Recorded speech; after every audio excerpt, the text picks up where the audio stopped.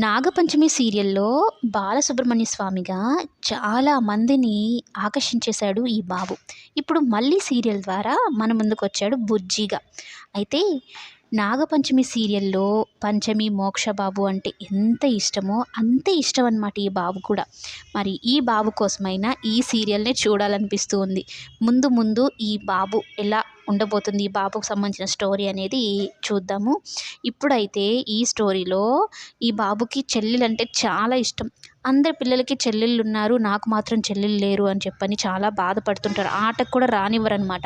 అయితే వాళ్ళ నాన్న కేశవ దగ్గరికి వెళ్ళి నాకు చెల్లి కావాలి అని అడుగుతాడు.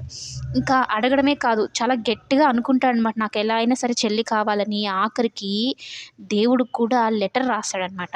లెటర్ రాసి ముడుపుల ఉండిలో వేస్తాడు. నాకు చెల్లి కావాలి.